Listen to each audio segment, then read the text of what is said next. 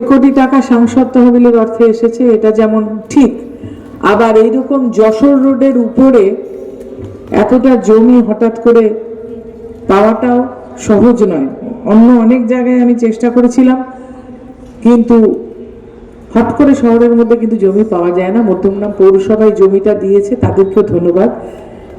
এই সম্মিলিত প্রয়াসে যে দ্বারোদ্ঘাটন হতে চলেছে অ্যাডমিনিস্ট্রেটিভ প্রিপারেশনের, সেখানে উপস্থিত আছেন আমাদের এই রাজ্যের অত্যন্ত স্বনামধন্য একজন ব্যক্তিত্ব, যিনি আমাদের এখানকার ডিজি ছিলেন এবং বর্তমানে সত্যেন্দ্রনাথ ইনস্টিটিউটের ডিরেক্টর, তিনি চেয়ারম্যান সুরজিৎ কর্পূরকাস্ত সাহেব আছেন, সেখানকার ভাইস চেয়ারম্যান প্রফেসর ঘোষ, আমাদের পৌরসভার চেয়ারম্যান নিমাই ঘোষ আছেন, আমাদের এডিএম ডেভেলপমেন্ট সাহেব কৃষ্ণ দাস আছেন, আমাদের বিধাননগর কমিশনারেটের অ্যাডিশনাল সিপি যিনি আছেন, এবং নির্বাচিত পৌর প্রতিনিধিরা রয়েছেন, উপ অধ্যক্ষ পৌরসভার প্রকাশ রাহা, নির্বাচিত সকল সদস্য এবং যারা এসেছেন, কলেজের প্রিন্সিপাল, টিচার, ছাত্র, সকলকে ধন্যবাদ জানাই যে আমাদেরকে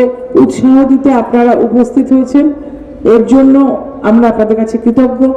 সাংসদ তহবিলের অর্থটা কারুর কাজে লাগুক জনসাধারণের, তার জন্যই দেওয়া হয়।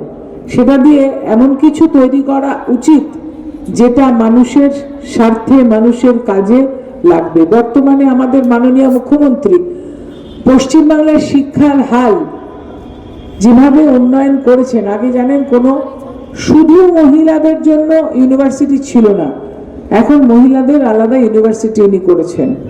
যে কটা কলেজ ছিল তার 3 গুণ কলেজ হয়েছে। তিনি মেয়েদের লেখাপড়ার পথে এগিয়ে নিয়ে যাওয়ার জন্য 3 রকমের কন্যাশ্রী প্রকল্প করেছেন। ক্লাস 8 এর পরে কন্যাশ্রী 1, ক্লাস 12 এর পরে কন্যাশ্রী 2 এবং গ্র্যাজুয়েশন পোস্ট গ্র্যাজুয়েশনে কন্যাশ্রী 3, যাতে এরা 25,000 টাকা থেকে 48,000 টাকা অবধি হাতে পাচ্ছে মেয়েরা। আমরা যখন 50 বছর আগে পড়াশোনা করেছি, 60 বছর আগে পড়াশোনা করেছি, তখন কিন্তু কোনো সহযোগিতা ছিল না, কিন্তু যে টাকাটা এখন মেয়েরা পাচ্ছে কন্যাশ্রীর মাধ্যমে, তাতে করে এদের লেখাপড়া করতে সুবিধে হচ্ছে।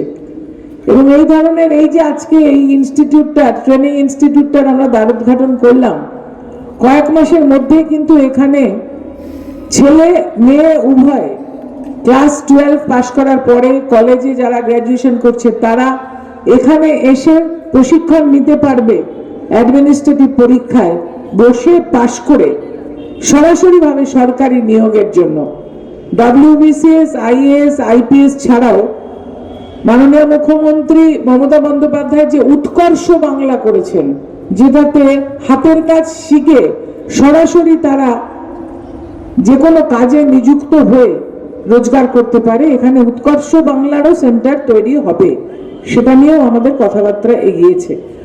সুতরাং কয়েক মাসের মধ্যেই শুধু মধ্যমগ্রাম নয়, শুধু পার্শ্ববর্তী বারাসাত নয়, যে জায়গায় এটার অবস্থান, আর 1 বছরের মধ্যে এখানে মেট্রো এসে দাঁড়াবে সামনে। মেট্রোর কাজ মাইকেলনগর ছাড়িয়ে চলে এসছে এবং অনেক যুদ্ধ করে 2010 সালে মেট্রো প্রায় বন্ধ করে দিচ্ছিল তৎকালীন সরকার, কিন্তু তৎকালীন রেলমন্ত্রী মাননীয় মুখ্যমন্ত্রী মমতা বন্দ্যোপাধ্যায় আমার আবদার মেনে মেট্রোতে টাকা স্যাংশন করে এসেছিলেন।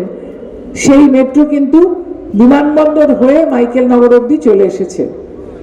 তাহলে ছাত্রছাত্রীরা সব জায়গা থেকে মেট্রো করে এখানে এসে নামবে, আর এখানে বাস স্ট্যান্ড আছে, বিটি কলেজ। সুতরাং চারিদিক থেকে যারা মন দিয়ে পড়াশোনা করতে চায়, জীবনে নিজের পায়ে দাঁড়াতে চায়, সমাজ সেবা করতে চায়, তারা এখানে এসে পড়াশোনা করতে পারবে বিনা খরচায়, কোনো খরচা দিতে হবে না। আমাদের ছোটবেলায় এরকম সুযোগ কিন্তু আমরা পাইনি।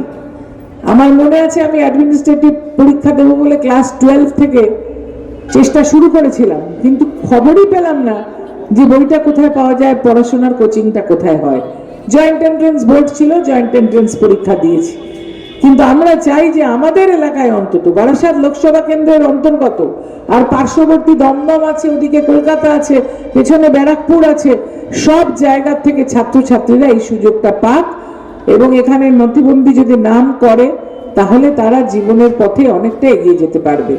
তাই ছাত্রছাত্রীরা ভালো থাকুক এবং শিক্ষক শিক্ষিকারা তাদের সঠিক পথে এগিয়ে নিয়ে যাবেন এই আশা করি। সবাই ভালো থাকুন, সুস্থ থাকুন। নমস্কার, জয় হিন্দ, জয় বাংলা।